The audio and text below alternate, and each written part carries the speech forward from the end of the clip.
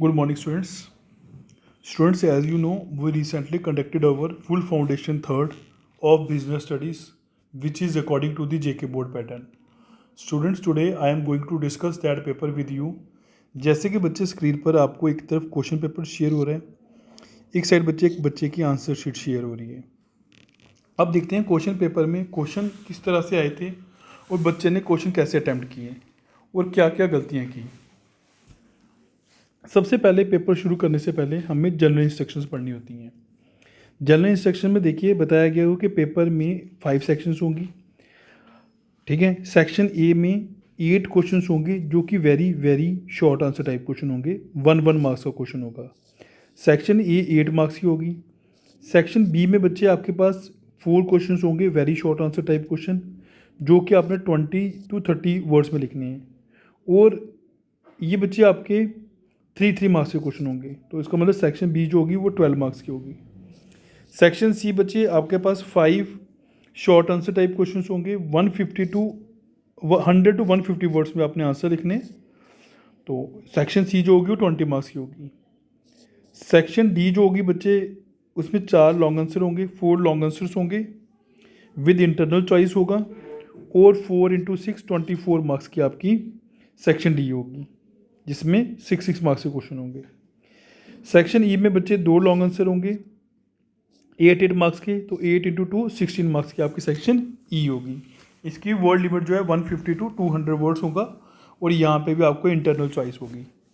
जैसे कि बच्चे क्वेश्चन पेपर में इस बच्चे ने सबसे पहले सेक्शन ई अटैम्प्ट की हुई है. सेक्शन ई में 22 में 2 क्वेश्चन में और था. फर्स्ट क्वेश्चन था डिपार्टमेंट अंडरटेकिंग क्या होती है, उसके मेरिट्स और फीचर्स क्या होते हैं. साथ इसके था गवर्नमेंट कंपनी क्या होती है, उसके मेरिट्स और फीचर्स क्या होते हैं. तो इन्होंने सबसे पहले डिपार्टमेंटल अंडरटेकिंग वाला क्वेश्चन किया, सेकंड वाला क्वेश्चन नहीं किया. अब डिपार्टमेंट अंडरटेकिंग में उन्होंने क्या लिखा कि डिपार्टमेंटल अंडरटेकिंग जो होती है पब्लिक सेक्टर यूनिट के अंडर आती है. ये ओल्डेस्ट फॉर्म ऑफ ऑर्गेनाइजेशन है. गवर्नमेंट रन करती है इसको. फाइनेंस गवर्नमेंट के थ्रू मिलता है. एग्जाम्पल में रेलवे आ गया, पोस्टेज या टेलीग्राफ आ गया, डिफेंस आ गया. ठीक है बच्चे, एटॉमिक एनर्जी आ गया. ये सारा डिपार्टमेंट अंडरटेकिंग के अंडर आता है. फीचर्स क्या होते हैं डिपार्टमेंट अंडरटेकिंग के? Run by the government, finance government provide करवाती है, इनकम है गवर्नमेंट के लिए, पब्लिक सेक्टर ऑर्गेनाइजेशन के अंडर आती है और don't take the loss seriously, और लॉस को सीरियसली नहीं लेते हैं. देखिए, run by the government run करती है, सारा कंट्रोल जो होता है वो गवर्नमेंट करती है इसको. फाइनेंस गवर्नमेंट प्रोवाइड करवाती है, ठीक है, इन ऑर्गेनाइजेशन को स्मूथली रन करने के लिए. इनकम है गवर्नमेंट के लिए ये, क्योंकि जो प्रॉफिट अर्न होता है ये गवर्नमेंट के ट्रेजरी में जाता है, तो गवर्नमेंट के लिए इनकम है एक. फिर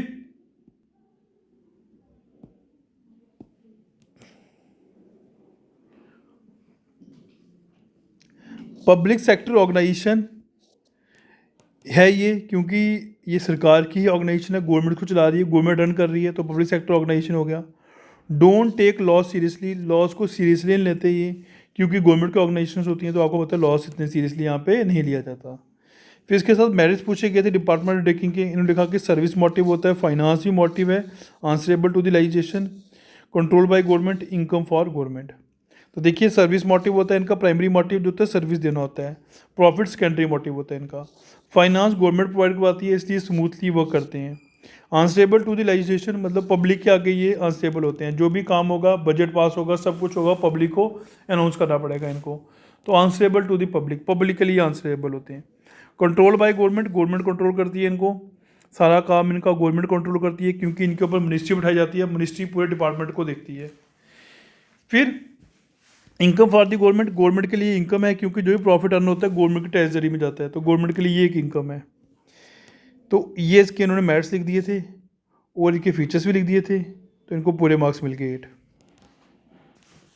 अब जो सेकंड क्वेश्चन था 23, पब्लिक सेक्टर का रोल बताओ बिफोर 1991, या स्टैट्यूटरी कॉर्पोरेशन क्या होती है, उसके मेरिट्स और डीमेरिट्स बताओ. तो इन्होंने बी वाला क्वेश्चन अटैम्प्ट किया. स्टैट्यूटरी कॉर्पोरेशन बताया हुआ है कि ये भी गवर्नमेंट की ही द्वारा बनाई गई हुई कॉर्पोरेशन होती हैं. गवर्नमेंट को स्पेशल पर्पज़ के लिए बनाती है, स्पेशल एक्ट पास होता है, फिर ये ऑर्गेनाइजेशंस क्रिएट होती हैं, जैसे LIC होगी, RBI होगी. ये सारा किस में आती है? स्टैट्यूटरी कॉर्पोरेशन में आती है. इनके मेरिट्स ऑपरेशनल ऑटोनॉमी होती है, अपने कोड ऑफ कंडक्ट होते हैं, एम्प्लॉयमेंट देती है लोगों को, लेस गवर्नमेंट इंटरफेरेंस होती है, फाइनेंस फ्रॉम आउटसाइडर्स. तो देखिए बच्चे, ऑपरेशनल ऑटोनॉमी होती है, स्टैट्यूटरी कॉर्पोरेशन को काम करने की ऑटोनॉमी है, कोई इनके कामों में इंटरफेयर नहीं करता। इनके अपने रूल्स एंड रेगुलेशंस होते हैं, अपने ही कोड ऑफ कंडक्ट होते हैं, ठीक है। एम्प्लॉयमेंट जनरेट करा रही है तो ये भी मेरिट है इसका। लेस गवर्नमेंट इंटरफेरेंस, गवर्नमेंट के कामों में इंटरफेयर कम करती है, तो ये भी एक मेरिट है कि गवर्नमेंट इंटरफेरेंस कम करती है इनके कामों। Next one is finance from outsiders, मतलब ये बाहर से भी फाइनेंस ले सकते हैं, तो आउटसाइड ले सकते हैं, फाइनेंस फ्रॉम आउटसाइड, बाहर से भी फाइनेंस ले सकते हैं, ज़रूरी नहीं गवर्नमेंट पर डिपेंड होंगे, इनको ज़रूरत होगी जो बाहर से भी फाइनेंस ले सकते हैं। इसके डीमेरिट्स की बात की गई, no operational autonomy, government interfere करती है, रेड टेपिज्म होती है यहाँ पे, no not take loss seriously, ठीक है, और effect by changes, by change of political norms, political norms अगर चेंज होंगे तो इनको इफेक्ट पड़ेगा। तो देखिए इन्होंने उसको एक्सप्लेन किया कि ऑपरेशनल ऑटोनॉमी नहीं होती यहाँ पे काम करने की ऑटोनॉमी जो बताया गया वो मेरिट में ऐसा नहीं होता, एक्चुअली में गवर्नमेंट पर इंटरफेयर करती है यहाँ पे। फिर गवर्नमेंट की इंटरफेरेंस होती है, खाली ऐसा बोला गया हुआ है कि नहीं करती गवर्नमेंट इंटरफेरेंस, जब जो गवर्नमेंट ऑर्गेनाइजेशन होगी गवर्नमेंट इंटरफेयर करेगी, तो ये भी इसका डीमेरिट हो गया। रेड टेपिज्म में आ गया कि यहाँ पे वर्कलोड बहुत होता है, पेपर वर्क बहुत होता है, हैटिक शेड्यूल्स होते हैं, नॉर्म्स एंड रेगुलेशंस बहुत ज़्यादा होते हैं, तो इसलिए ये जो है ये एक डीमेरिट बन गया इसका। Don't take the loss seriously, क्योंकि है तो सरकारी ऑर्गेनाइजेशन ही है ना, तो इनको लॉस से इतना ज़्यादा फ़र्क नहीं डालते, मतलब कि इनको फ़र्क तो गवर्नमेंट को पड़ता है, मगर जो एम्प्लॉयज़ होते हैं उनको इतना फ़र्क नहीं पड़ता, तो लॉस को इतना सीरियसली नहीं लेते ये। और affected by change of political norms change होंगे तो इनको इफेक्ट पड़ जाएगा, ठीक है, क्योंकि जब नई गवर्नमेंट आएगी वो नए रूल्स बनाएगी, तो ये इसके डीमेरिट्स में लिख सकते हैं। अब सेक्शन डी में आते हैं बच्चे। सेक्शन डी में 18th क्वेश्चन में और है कि एक तो मुझे पब्लिक सेक्टर का रोल बताओ कि देश में इकोनॉमिक डेवलपमेंट के लिए क्या क्या रोल कर रही है पब्लिक सेक्टर। सेकंड था ट्रेड क्या होता है और वेरियस टाइप्स ऑफ ट्रेड क्या होता है। तो इन्होंने पब्लिक सेक्टर वाला क्वेश्चन किया हुआ है। पब्लिक सेक्टर गवर्नमेंट का ही सेक्टर होता है, गवर्नमेंट को चलाती है, ज़्यादा शेयर गवर्नमेंट का होता है। इनका मेरिट क्या है, रोल क्या है इनका, क्योंकि ये रिसोर्सेज को प्रॉपर तरीके से यूटिलाइज़ करते हैं, अच्छी क्वालिटी के गुड्स प्रोवाइड करवाते हैं, ये हर एक एरिया की डेवलपमेंट करवा रहे हैं, एम्प्लॉयमेंट जनरेट करवा रहे हैं, लोगों का लिविंग स्टैंडर्ड हाई किया हुआ है इन्होंने, पब्लिक सेक्टर ऑर्गेनाइजेशंस ने, देश की इनकम को भी जनरेट कर रहे हैं और पॉवर्टी कम कर रहे हैं। तो इन्होंने अच्छे पॉइंट लिखे कि एक तो रिसोर्सेज को प्रॉपर तरीके से यूटिलाइज करता है पब्लिक सेक्टर यूनिट, अच्छे क्वालिटी के गुड्स प्रोवाइड करवाता है public sector units, balance regional growth, मतलब हर एक एरिया की डेवलपमेंट हो रही है, far flung areas, backward area, सबकी डेवलपमेंट हो रही है, एम्प्लॉयमेंट जनरेशन का काम कर रहा है जो बाकी ऑर्गेनाइजेशन नहीं कर पा रही, पब्लिक सेक्टर ऑर्गेनाइजेशन कर रही हैं वो, और लोगों का लिविंग स्टैंडर्ड को हाई कर रही है, ये भी इसका मेरिट है।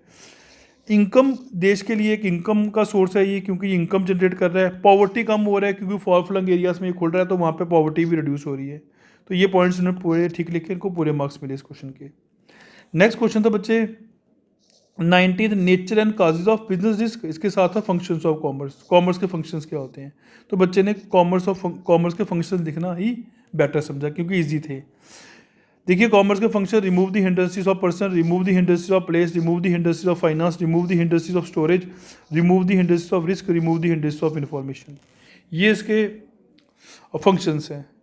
तो देखिए सबसे पहला फंक्शन जो है remove the hindrances of person, क्योंकि कॉमर्स सबसे पहले जो पर्सनस का हिंड्रेंसेस है उसको रिमूव करता है। कैसे रिमूव करता है, मिडिल मैन प्रोवाइड करवा के।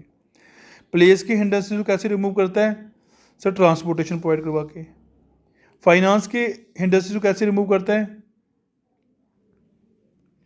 यहाँ पे फाइनेंस की जगह हम एक्सचेंज लिख सकते थे, तो एक्सचेंज की हिंड्रेंसेस होगी बैंक्स के थ्रू, क्योंकि पैसा ट्रांसफ़र करना ये करना वो सारा बैंक्स करते हैं। स्टोरेज की हिंड्रेंसेस जब हमें टाइम लिखना था यहाँ पे, ठीक है, तो टाइम की हिंड्रेंसेस को वेयर हाउसेज रिमूव करते हैं। फिर रिस्क की हिंड्रेंसेस को सर इंश्योरेंस कंपनीज, ठीक है, इंश्योरेंस डिपार्टमेंट वो रिमूव करता है। इंफॉर्मेशन की हिंड्रेंसेस को कौन रिमूव करता है, सर इंफॉर्मेशन की हिंड्रेंसेस को एडवर्टीजमेंट सेक्टर रिमूव करता है। तो ये थोड़ा सा गलत लिखा था, इनके मार्क्स कटे थे, बाकी इन्होंने ठीक लिखा हुआ था। नेक्स्ट देखिए मुझे 20th क्वेश्चन,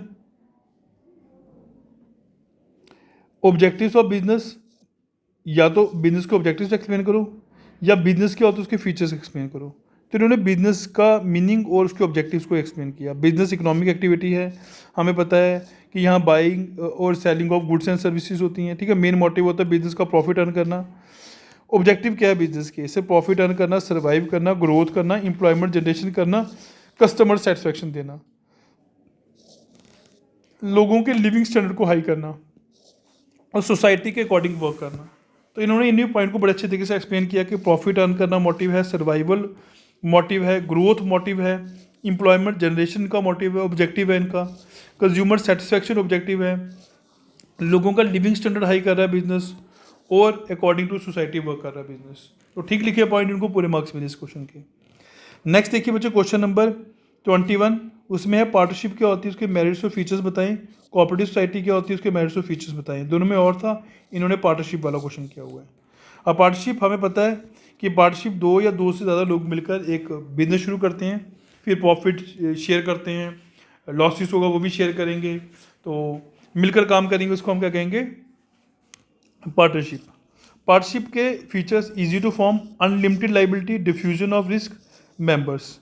तो 4 पॉइंट्स को इन्होंने एक्सप्लेन किया कि आसानी से फॉर्म हो जाता है क्योंकि इनकी रजिस्ट्रेशन भी कंपलसरी नहीं होती।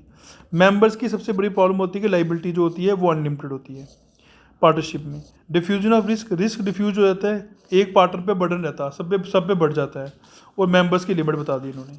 तो ठीक लिखा है इन्होंने। इसके साथ मेरिट्स भी पूछे गए थे। अब मेरिट्स में लिखा कि सीक्रेसी होती है, यूनिफॉर्म डिसीजन लिए जाते हैं, इक्वल डिस्ट्रीब्यूशन ऑफ प्रॉफिट होती है, इजी टू फॉर्म होता है क्योंकि इनको अपने अकाउंट्स शो नहीं करने पड़ते, इन्फॉर्मेशन डिस्क्लोज नहीं करनी पड़ती, इसलिए सीक्रेसी बनी होती है यहाँ पे। सेकंड, यूनिफॉर्म डिसीजन लेते हैं क्योंकि सारे मिलकर एक जैसा डिसीजन लेते हैं, यहाँ पे कंसेंट से डिसीजन लिए जाते हैं। इक्वल डिस्ट्रीब्यूशन ऑफ रिसोर्सेज को प्रॉपर तरीके से इक्वली डिस्ट्रीब्यूट किया जाता है, ये पॉइंट भी ठीक लिखा है इन्होंने। फिर इजी टू फॉर्म, आसानी से ये फॉर्म हो जाता है क्योंकि यहाँ पे रजिस्ट्रेशन भी कंपल्सरी नहीं होती। तो ठीक पॉइंट लिखे, इनको पूरे मार्क्स मिले इसके। अब देखिए बच्चे सेक्शन सी पे आते हैं। सेक्शन सी में पूछा गया हुआ है कि services provided by retailer and wholesaler. Retailer और होलसेलर्स क्या क्या सर्विसेज प्रोवाइड करवा रहे हैं। तो हमें पता है रिटेलर्स इंफॉर्मेशन प्रोवाइड करवाते हैं, क्रेडिट फैसिलिटीज़ दे रहे हैं, गुड्स टाइम पर दे रहे हैं कस्टमर्स को, और एडिशनल सर्विसेज दे रहे हैं रिटेलर्स, ठीक है। पैक्ड प्रोडक्ट्स प्रोवाइड करवाते हैं, ठीक है, और प्रोडक्ट्स और रीजनेबल रेट्स ये भी मिल रहे हैं। तो देखिए प्रोडक्ट इन्फॉर्मेशन आपको रिटेलर्स प्रोवाइड करवाते हैं, क्रेडिट फैसिलिटीज़ जो होती हैं वो रिटेलर्स देते हैं किसको, कस्टमर्स को। ऑन टाइम गुड्स दे रहे हैं, जब गुड्स चाहिए कस्टमर को आपको गुड्स मिल जाएंगे रिटेलर से। होलसेलर क्रेडिट फैसिलिटी देते हैं, market information, assembling goods, provide goods to retailers. तो इन्होंने 3 पॉइंट एक्सप्लेन कर दिए इसको अच्छे तरीके से। क्रेडिट फैसिलिटीज़ दे रहे हैं रिटेलर्स को, मार्केट इन्फॉर्मेशन देते हैं आगे कंपनीज़ को, ठीक है, और गुड्स को असेंबल करके अपने पास रखते हैं। तो ठीक लिखा था इन्होंने, इनको उसके पूरे मार्क्स मिले। देखिए क्वेश्चन नंबर 14 वो था meaning and benefits of international business. तो इंटरनेशनल बिजनेस हमें पता है वो बिजनेस होता है जो कंट्री की बाउंड्रीज के अंदर नहीं होता, outside the boundaries of the country होता है, उसको हम इंटरनेशनल बिजनेस कहते हैं। तो इन्होंने लिखा हो through out the outside the boundaries of the country, ठीक है, outside the boundaries of the country. तो उस बिजनेस को हम इंटरनेशनल बिजनेस बोलते हैं। इंटरनेशनल बिजनेस या इंटरनेशनल ट्रेड के बेनिफिट्स क्या हो गए सर, फॉरेन एक्सचेंज अर्न होता है, export products in large quantities में प्रोडक्ट्स एक्सपोर्ट होता है, एम्प्लॉयमेंट जनरेशन का काम कर रहे हैं, good relation with countries, helps in learning foreign language learn करने में हेल्प करता है। तो देखिए फर्स्ट पॉइंट है फॉरेन एक्सचेंज में हेल्प कर रही है। जब बच्चा हम इंटरनेशनल बिजनेस करेंगे तो ऑटोमेटिकली हमारा फॉरेन एक्सचेंज बढ़ेगा। Export products in large quantity में प्रोडक्ट्स एक्सपोर्ट करा रहा है, एम्प्लॉयमेंट जनरेशन का काम सबसे इंपॉर्टेंट कर रहे हैं, ठीक है। तो good relation with other countries, जब हम एक्सपोर्ट करेंगे तो अच्छी हमारी रिलेशनशिप बनेंगे दूसरी कंट्री के साथ, ये भी बेनिफिट है हमें। और helps in learning foreign language, हम फॉरेन लैंग्वेज भी आसानी से लर्न कर सकते हैं। ठीक लिखा है उन्होंने, इनको ठीक मार्क्स मिले हैं इसके। नेक्स्ट था explain the function of commercial bank. Commercial bank क्या फंक्शन करते हैं। कमर्शियल बैंक जो आम बैंक है वो क्या क्या फंक्शन कर रहे हैं सर, डिपॉजिट एक्सेप्ट करते हैं, एडवांस लोन्स प्रोवाइड करवाते हैं, चेक्स एक्सेप्ट कर रहे हैं, सिक्योरिटीज़ बाय करने का काम भी कर रहे हैं, सिक्योरिटी प्रोवाइड करवाते हैं, और बहुत सारी मार्केट इन्फॉर्मेशन भी प्रोवाइड करवाते हैं। ये इनके डिफरेंट फंक्शन, एजेंसी फंक्शन में आता है, यूटिलिटी फंक्शन में आता है। तो हम सिंपल थिंग से लिख लेते तब भी ठीक था। देखिए आपके जो पैसे होते हैं वो एक्सेप्ट करते हैं अपने पास, ठीक है, तो आपको टाइम के बाद ये विद इंटरेस्ट पैसा ही पे कर देते हैं। लोन्स चाहिए वो भी प्रोवाइड करवाते हैं आपको, आपके चेक्स हो गए वो भी एक्सेप्ट करते हैं। सिक्योरिटीज जो होती हैं, शेयर्स होते हैं वो आपके नाम पर आपके बिहाफ पर बाय कर सकते हैं, सिक्योरिटी प्रोवाइड करवाते हैं आपको, ठीक है। जैसे आपने कोई गोल्ड शोल्ड वहाँ पे रखना है तो लॉकर फैसिलिटीज़ प्रोवाइड करवाएं, सिक्योरिटी वो भी आपकी, और इन्फॉर्मेशन, मार्केट इन्फॉर्मेशन प्रोवाइड करवाते हैं, जो बिजनेसमैन को कोई मार्केट इन्फॉर्मेशन चाहिए वो भी प्रोवाइड करवाते हैं, तो ये इनका मेरिट है। नेक्स्ट है steps for promotion of the company. Explain the steps for promotion of the company. Company को प्रमोट करने के लिए क्या क्या स्टेप्स लेने पड़ते हैं, ठीक है। तो प्रमोशन में हमें पता है कि सबसे पहले सिलेक्शन द बिजनेस लाइन, फिर इकोनॉमिक एनालिसिस, फिर फाइनेंशियल एनालिसिस, फिर टेक्निकल एनालिसिस, फिर मार्केट एनालिसिस। तो फॉर्मेशन के स्टेप अलग हैं, प्रमोशन के ये वाले स्टेप हैं, ठीक है बच्चे। सबसे पहले बिजनेस लाइन स्टार्ट करो कि कौन सी बिजनेस लाइन में आना है, फिर मार्केट इकोनॉमिक एनालिसिस करो, फिर फाइनेंशियल एनालिसिस करो, फिर टेक्निकल एनालिसिस करो, फिर मार्केट एनालिसिस करो। इस तरीके से हम क्या कर सकते हैं, ये जो कंपनी प्रमोट कर सकते हैं, ठीक है। प्रमोशन के लिए प्रमोटर जो होता है वो सारे काम करता है ये वाले। फिर नेक्स्ट क्वेश्चन था बच्चे, एसयूएफ हिंदू अनडिवाइडेड फैमिली बिजनेस क्या होता है, उसके फीचर्स क्या होते हैं, उसके मेरिट्स क्या होते हैं। हिंदू अनडिवाइडेड फैमिली बिजनेस हमें पता है ओल्डर फॉर्म ऑफ बिजनेस है, मिनिमम 2 मेंबर्स होने चाहिए, मैक्सिमम की लिमिट कोई नहीं है, कर्ता हेड होता है, इसके फीचर्स आसानी से फॉर्म हो जाती है, माइनरी मेंबर होता है और कर्ता ही सारा कंट्रोल करता है इसको। इसके फीचर लिख दिए इन्होंने कि easy to form, minor as member, owned by karta ही सारा काम यहाँ पे करता है। मेरिट्स क्या होते हैं, लिमिटेड लाइबिलिटी होती है, को पार्टनर्स की आसानी से फॉर्म हो जाता है, क्यों डिसीजन होते हैं। जो बाकी मेंबर्स उनको को पार्टनर्स बोलते हैं। को पार्टनर्स की लाइबिलिटी जो होती है बच्चे वो लिमिटेड होती है। इजी टू फॉर्म, आसानी से ये बिजनेस फॉर्म हो जाता है, ज़्यादा कॉम्प्लिकेशन नहीं होती यहाँ पे, खाली 2 मेंबर्स चाहिए। और हिंदू अनडिवाइडेड फैमिली बिजनेस आप फॉर्म कर सकते हो। क्योंकि डिसीजन यहाँ पे डिसीजन बड़े जल्दी लिए जाते हैं, क्योंकि सारा डिसीजन करता ही लेता है। कर्ता की किसी मेंबर के साथ ना बने या कोई ऑब्जेक्शन करे कोई फ़र्क नहीं पड़ेगा, कर्ता का ही फाइनल डिसीजन होगा। तो ठीक लिखा है इन्होंने, इनको पूरे मार्क्स मिले। सेक्शन बी में आते हैं, तो सेक्शन बी में पूछा गया हुआ है meaning and types of share. Meaning और types of the shares. Shares हमें पता है कि are the part of capital, capital का पार्ट, बिजनेस का नहीं होता, कैपिटल का पार्ट होता है, ठीक है। कंपनी के कैपिटल को छोटे छोटे पार्ट में डिवाइड किया जाता है, हर एक को बोलते हैं शेयर्स। टाइप्स में 2 शेयर्स आ जाते हैं, equity shares, preference shares. Equity share holder real owner होते हैं कंपनी के, इनका वोटिंग राइट होते हैं, ये कंपनी के मैनेजमेंट में पार्टिसिपेट कर सकते हैं, ठीक है। Preference share holders real owner नहीं होते, इनका वोटिंग राइट नहीं होते, ये कंपनी के मैनेजमेंट में पार्टिसिपेट नहीं कर सकते, बस इनको प्रेफरेंसेस मिलती हैं। एक तो इंटरेस्ट पहले मिल जाता है और जब लिक्विडेशन के टाइम पर इनको मनी पहले मिल जाती है, तो 2 प्रेफरेंसेस को मिलते हैं। फिर अगला क्वेश्चन था शेयर और डिपेंचर्स में क्या डिफरेंस होता है। शेयर होल्डर्स रियल ओनर होते हैं, डिपेंचर होल्डर रियल ओनर नहीं होते हैं, ठीक है। शेयर होल्डर का वोटिंग राइट होता है, डिपेंचर होल्डर का वोटिंग राइट नहीं होता। शेयर होल्डर जो होते हैं वो उनको डिविडेंड मिलता है, इनको इंटरेस्ट मिलता है। शेयर होल्डर्स के पास वोटिंग राइट होते हैं, इनका वोटिंग राइट नहीं होते हैं। 4 पॉइंट लिखे, 3 मार्क्स मिल गए पूरे, क्योंकि बिल्कुल ठीक लिखा था इन्होंने।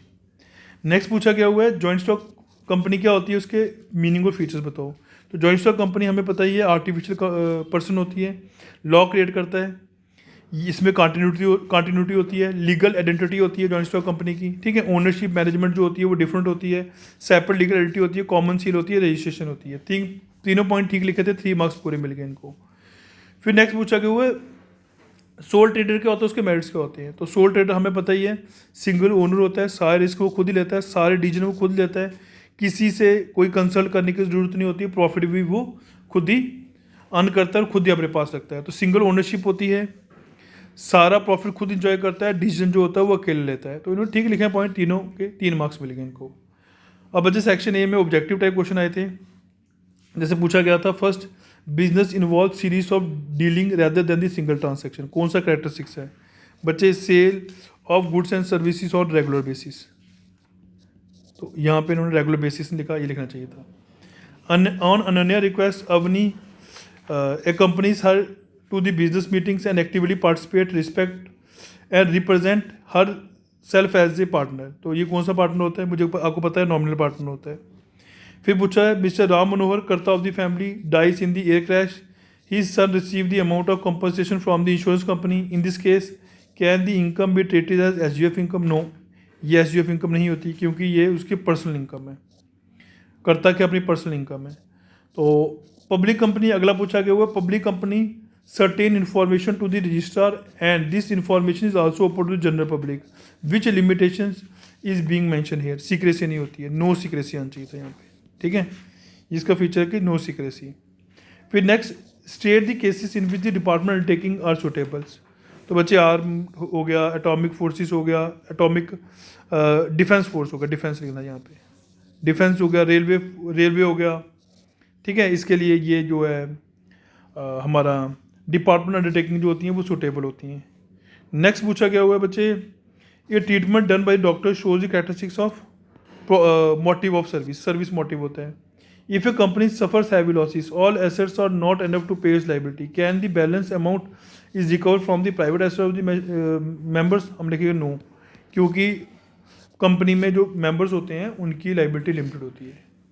तो नेक्स्ट पूछा गया हुआ है, ये आउटसोर्सिंग नहीं था, क्वेश्चन था कि बिजनेस और कॉमर्स में कौन सी टर्म बड़ी होती है, तो बिजनेस बड़ी होती है, इन्होंने कॉमर्स लिखा था, यहाँ पे बिजनेस आना चाहिए था। तो माइनर गलतियाँ हुई थी इनसे ऑब्जेक्टिव्स में, इनके उसके मार्क्स कटे हुए हैं। तो बच्चे ये पूरा पेपर था जो मैंने आपका डिस्कस किया, ये इंपॉर्टेंट पेपर था। आई होप सब बच्चों को समझ आया होगा। Thank you students.